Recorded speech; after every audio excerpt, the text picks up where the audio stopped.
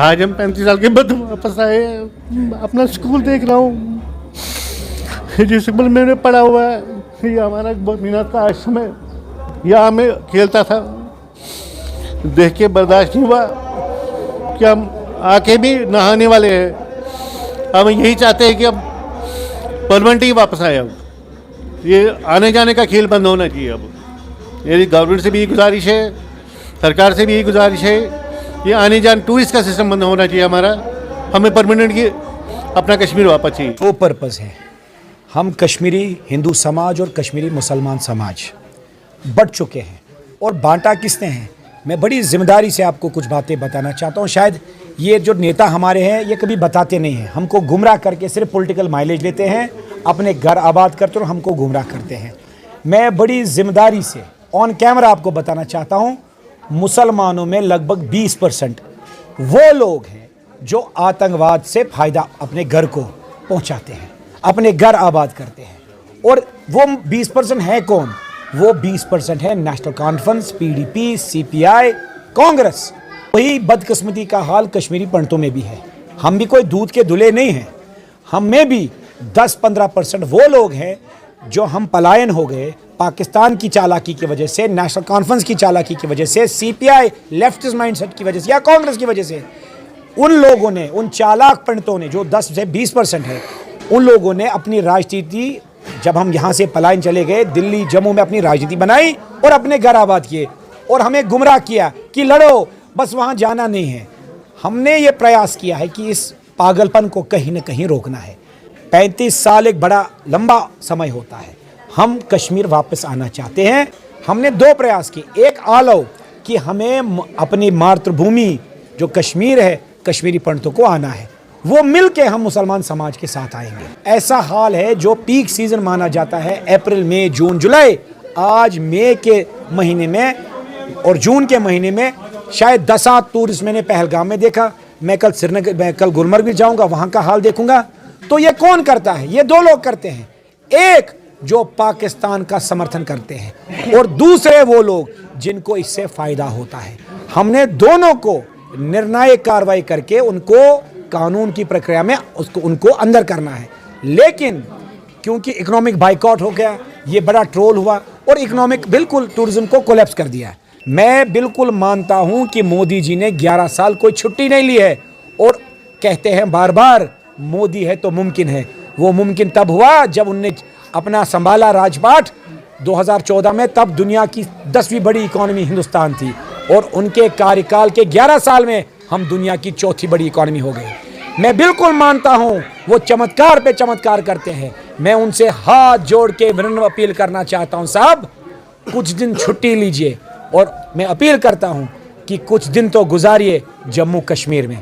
जो ये पागलपन पाकिस्तान को कहीं ना कहीं समर्थन देने का कार्य कुछ गोदी मीडिया कर रही है या पाकिस्तान कश्मीरी को फिर से आतंकवाद में लेना चाहता है, उन पे निर्णायक कार्रवाई हो। जिस तरह ऑपरेशन सिंदूर आपने कहा भी खत्म नहीं हुआ है, उसी प्रकार निर्णायक कार्रवाई उस 20% मुसलमान पे होनी चाहिए और 10% कश्मीरी पंडित जो दोनों इसका फायदा उठाकर अपने घर और देश को बर्बाद करने का काम करते हैं। अमित है, आज आपकी आंखों में आंसू दिख रहे हैं, कारण यही है, आज हम 35 साल के बाद वापस आए हैं। अपना स्कूल देख रहा हूँ, जिस स्कूल में मैंने पढ़ा हुआ है, ये हमारा बहुत मेहनत का आश्रम है।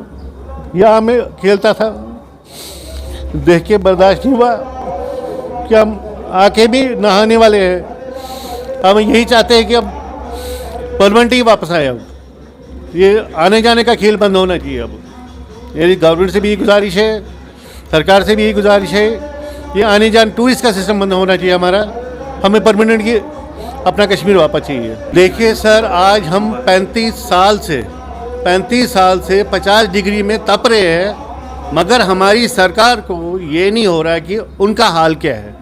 हम जम्मू में रहते हैं, हमें फ्लैट में लें, उन फ्लैटों को क्या हाल है, हमारा क्या हाल है। और आज की डेट में हमारी कम्युनिटी में 40-45 ऊपर कोई बचता नहीं है, 50 के ऊपर ही जाना है।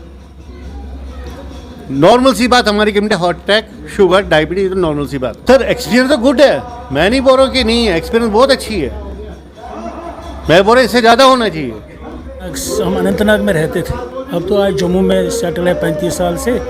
तो ये जो डॉक्टर संदीप मावा जी और x relief commissioner Ashok Pandita जी ने कदम उठाया है कश्मीरी पंडितों को वापस लाने का, तो ये तो बहुत वेलकम की बात है। और सब खुश है कि यहाँ आए, क्योंकि वहाँ इस वक्त हालात बुरा है। जम्मू में बहुत गर्मी है वहाँ, बहुत जो साहब ने बताया कि बहुत डायबिटीज़ पेशेंट है, बहुत घर से बाहर नहीं निकल सकते आज। तो ये बहुत अच्छा कदम है, पहल है, क्योंकि इसमें सारे खुश हैं। क्योंकि आज तक जो 35 साल से जितने भी लीडर कश्मीरी पंडित आए हैं, तो उन्होंने इस बारे में सोचा भी नहीं। तो इसके साथ सारे कश्मीरी पंडित जिसको मर्ज़ी है आने का, रजिस्ट्रेशन तो शुरू हो गई है। तो अब ये और दूसरी बात है कि यहाँ भाईचारा, वो तो शुरू से ही भाईचारा अच्छा है, क्योंकि यहाँ तो कश्मीरी मुसलमान तो है नहीं बॉर्डर पर, जो वहाँ पर सुरक्षा, तो यहाँ तो फ़ौज को थोड़ा अलर्ट करे। तो मैं अमित शाह जी से भी रिक्वेस्ट करता हूँ कि बॉर्डर टाइट कीजिए, तो यहाँ तो शांति खुद बना रहेगा। अच्छा, हम पहलगाम में रुके, बहुत जो हमारे पड़ोसी है उन्होंने बहुत वेलकम किया है, और वो रात के 12-2 बजे तक खड़े रहे और उन्होंने बहुत अच्छा वेलकम किया। पहले भी वो करते रहे वेलकम, तो बहुत माहौल अच्छा है और सारे मुसलमान बाहर खड़े हैं हमारे इस्तकबाल के लिए। तो इससे और खुशी क्या हो सकती है। आपकी बात तो बहुत बिल्कुल ही सही है, लेकिन मैंने बचपन में सुना है जब तक बच्चा रोएगा नहीं माँ दूध भी नहीं देती है तब तक। तो जब तक हम पहल नहीं करेंगे, जब तक हम दुनिया को नहीं बताएंगे कि हम अपने भाईचारा को फिर बढ़ावा देना चाहते हैं, जो एक मिसाल है सारी दुनिया में, जो मुस्लिम, सिख और हिंदू का भाईचारा कश्मीर में रहा है, जिसकी सारी कहीं मिसाल नहीं मिलती है सारी दुनिया में। लेकिन इसको किसी की नज़र लगी 1990 में, जिसकी भी नज़र लगी हम उसको बाहर निकालना चाहते हैं, चाहे वो सरकार में है, चाहे वो घर में है, चाहे वो बाहर है, चाहे वो सड़क पे है, या चाहे किसी और मुल्क में है।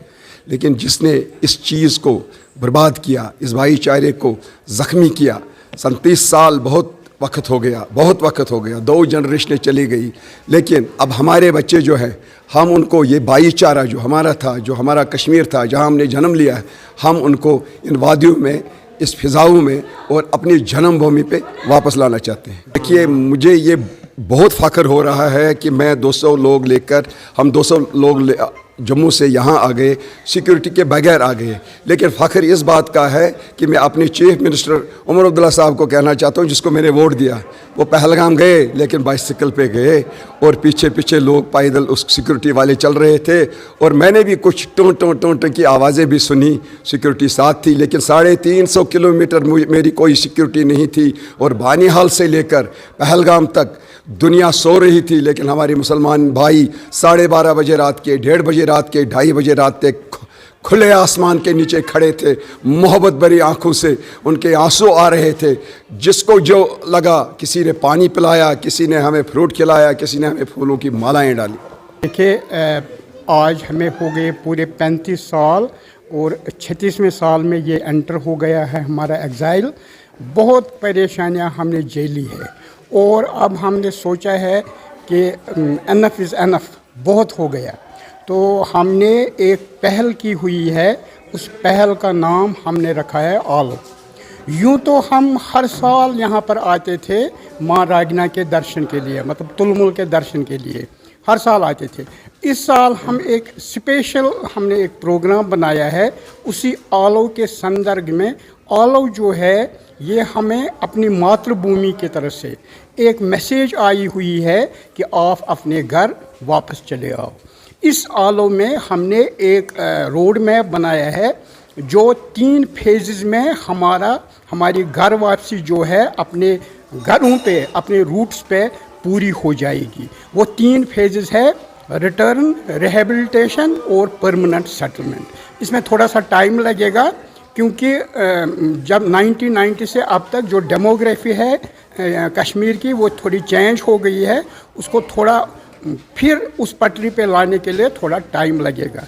लेकिन जब तक हम last stage, that is return to our roots, जब तक हम इसको पूरा नहीं करेंगे तब तक अब हम नहीं बैठेंगे। इसी संदर्भ में हम इधर आए हैं यहाँ के लोगों का रिस्पॉन्स देखने के लिए और यहाँ के हालात देखने के लिए, और यहाँ आकर हमें लोगों का बहुत अच्छा रिस्पॉन्स मिला और हालात भी हमने देखे पहले से बहुत अच्छे हैं। इस वक्त मुझे लगता है कंड्यूसिव एटमॉस्फेयर है।